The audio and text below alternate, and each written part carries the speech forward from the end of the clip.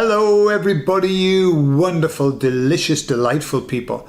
Today I'm going to tell two stories, and these stories are designed to be metaphors for our life, for what we see around us, whatever applies. I'll tell you all about it on the other side.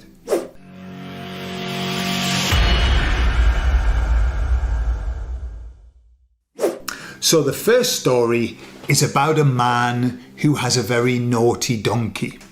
Right? Not a monkey, a donkey. Very close in spelling, isn't it? He has a naughty donkey. This donkey just won't do anything that it should do. It bites people, it kicks doors down. It's very naughty. But the man loves it. He loves his donkey. He's had it since it was just a little donklet. And so he's confused about what to do, and then one day he's reading a newspaper and he sees a little ad and it says, painless donkey training. And he thinks, wow, painless donkey training. I've got to go for it. You know, I've been looking for a solution. So he phones up the man and the man says, hello, welcome to painless donkey training. And he said, hey, I'm just checking. I've got a donkey. He's very naughty. And I just want to check.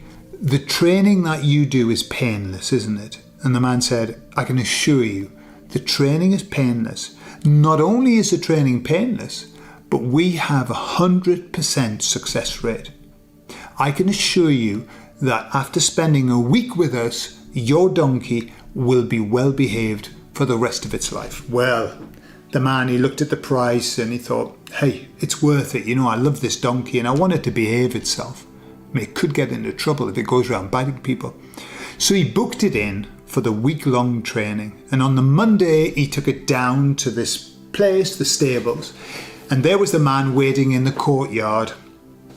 And he left his donkey and he said, look, I'm really nervous. I love this donkey. You'll take good care of it. And the man said, of course we will. That's our job. And he said, but are you sure it's painless training? And the man said, of course it's painless training. The training is absolutely painless and beautiful. He said, okay, great. Well, I'm leaving my donkey in your hands and I'll be back on Friday. The man said, don't worry about it.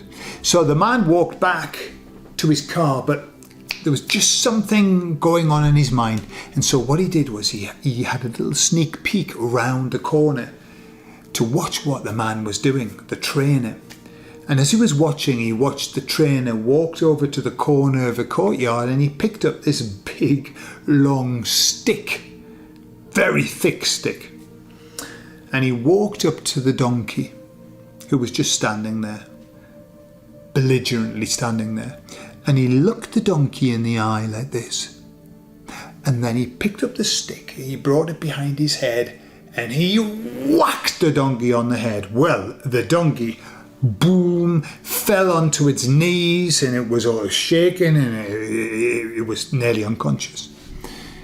Well, the man who was watching, the owner, was furious, as you might imagine, and he went running over to the trainer. He said, stop, what the hell are you doing? And the man looked at him and he said, what's the problem? He said, you said that the training was painless. And the man said, the training is painless. He said, so what are you doing? He said, well, first, I've got to get the donkey's attention. So that is the first story. Make of it what you will.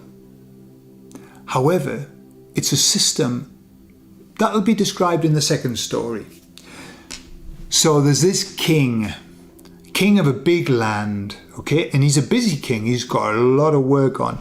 Every day he's having to do all the nice kingly things like go to places and cut red ribbons and hand medals out and do all the nice stuff. But at the same time, he has all the problems to fix in the kingdom. And there's always every afternoon a big queue of people who want him to listen to the story, arguments about land and animals and he's busy, he never stops. And one day he thought, do you know, I think I just need some help. I need a bit of help. And so he's got his very, very good assistant who's been with him all of his life. And he said, look, assistant, come here. I need some help. I can't manage all of this. This is getting too much. So what I think we should do is this. We should divide the work. So what I'm going to do is I'm going to keep all the kingly things, as is my want. All the nice things. I'm going to do all of that. And what I want you to do is I want you to start to have to listen to the people, make decisions, and you also need to punish people. I'm going to do the nice things and you do the punishments and things like that. So sure enough, that's what the faithful assistant started to do. He started to give out the punishments, make the decisions between disputes and things like that. And the king, well, he was loving it, just going around, cutting red ribbons, doing official openings, banquets, balls, the lot. Then, a couple of months in, the king started noticing something strange happening. He noticed that when he went to places, it was like people weren't really that interested in him. They weren't interested. They didn't seem to be like showing very much respect anymore. And yet, when he heard people talking about the assistant, he would hear them say, the assistant, holy cow, he can make your life hell. You have to listen to what he's saying, eh? You have to do what he says because he's got all the power in the kingdom. Well, the king was not happy about that. People were laughing at him and people were taking the assistant far too seriously in his opinion. So one day he said, assistant, come here. This isn't working. People are paying more attention to you than to me. People are respecting you more than to me. And so he said, what we're going to do is we're going to switch roles. From now on, I'm doing the bad stuff. I'm going to set the punishments. I'm going to make the decisions. And you're going to do all the nice stuff. The banquets, the balls, the cutting the red tape, all of that. The assistant said, no problem. And so that's the way it went. And a few months down the line, the king overheard a conversation from the cooks in the kitchen. And one said to the other, hey, you know what? The assistant, he was tough. He was really tough. When he first came in, boy, he was tough. But you know what? Now I'm starting to see the nice side of him. Really deep down, he was a nice guy. I really like him now because, he's got a bit of balance. But then they continued.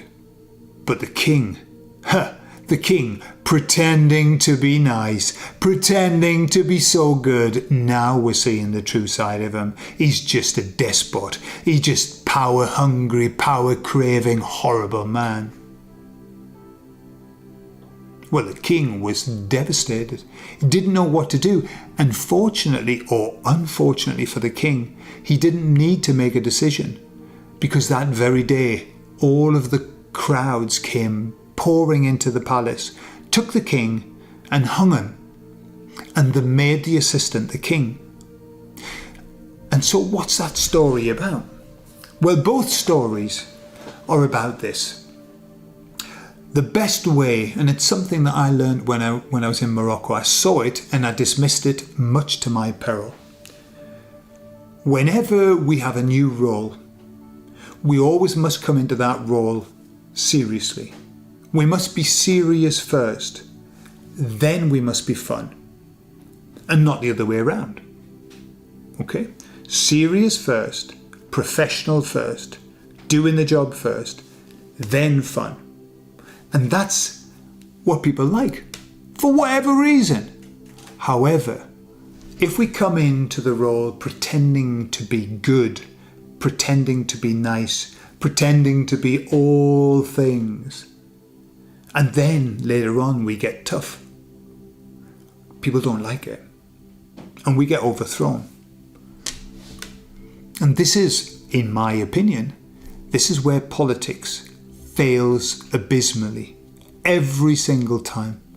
Why? Because when they're on the campaign trail, they are promising everything. It's going to be beautiful. We're going to do this, that, the other, the t'other, and a bit more. And then they get in and they do fuck all. In fact, like we see in the UK, then they get tough on things that they promised they wouldn't get tough on. And this is what really pisses people off. And this is the beautiful thing that I see happening. the baddies are getting tough.